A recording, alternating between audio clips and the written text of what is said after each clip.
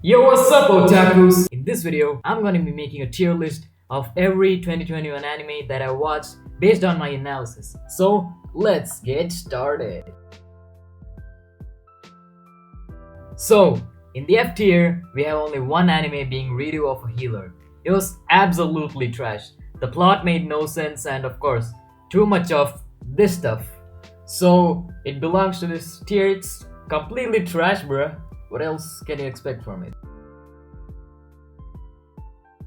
Up next is D tier, and there are two anime which belong here according to me.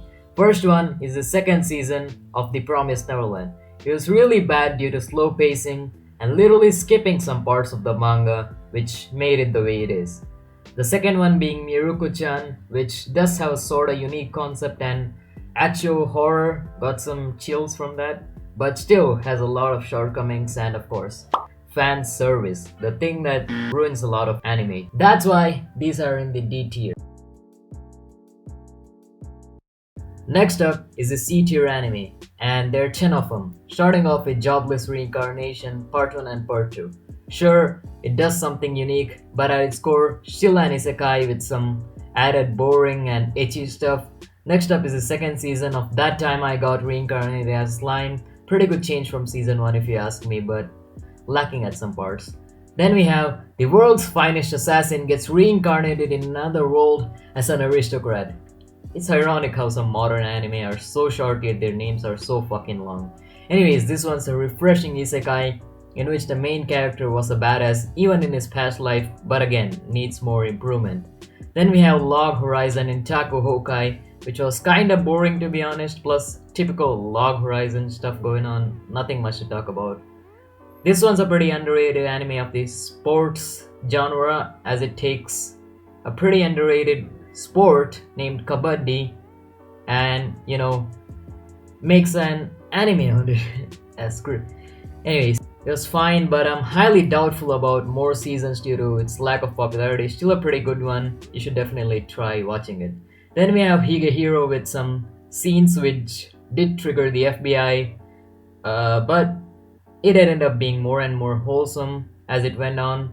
Then we have Ichiro Naide Nagatoro-san, which was basically retarded but also kind of meaningful, I guess.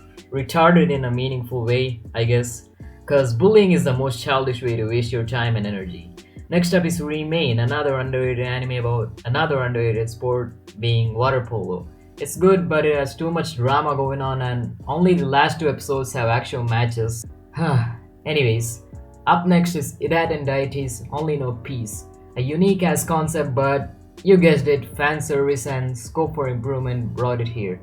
At last we have Tactope Destiny. I expected a lot when I found out that it was being animated by Madhouse and MAPPA, but it's alright I guess. Unique concept but sorta boring, and that's about the C tier. Moving on. K. Up next is the B tier, which has most of the shows being 15. Starting off with ReZero's second season, part 2, Subaru finally gets Amelia and becomes her knight. Also does a pretty good job, nice. Next is the second season of Quintessential Quintuplets about 5 virgin girls versus 1 Chad Futaro. Did very well, wholesome and cute moments, also Futaro being a Chad.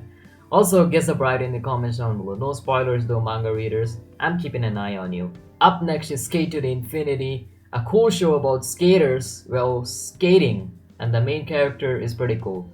Then we have Horimiya, which is a refreshing romance anime where these two are in a relationship because this guy Miyamura helped Hori with her chores and took care of her brother. It's like an old couple, jeez.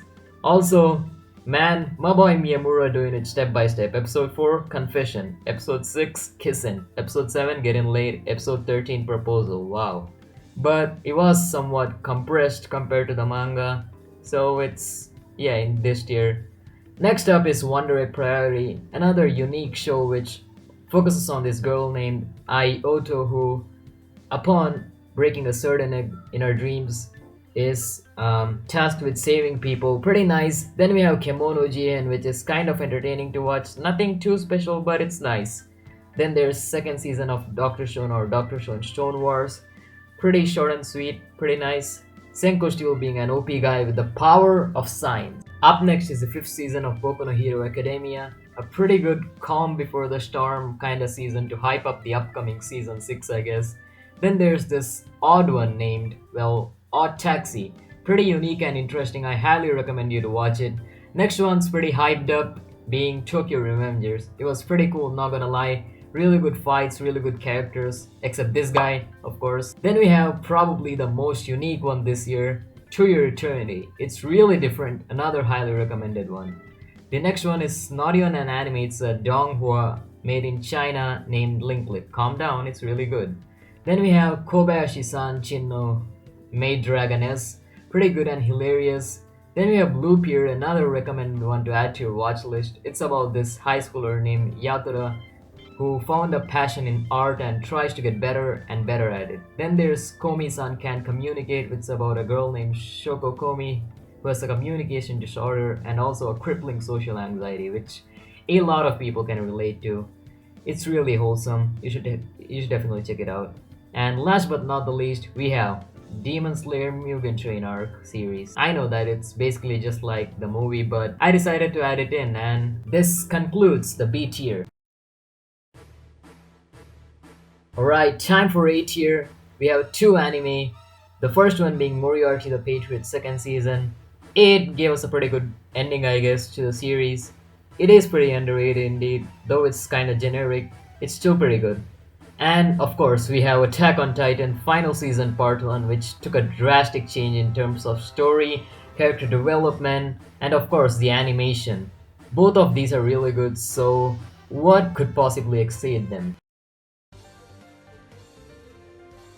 So, for the S tier, there's only one anime, and according to me, it's the best one this year. We have Gintama the Final.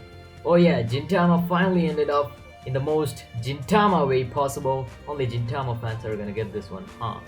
Anyways, it was the perfect Gintama-esque ending. Really, really good.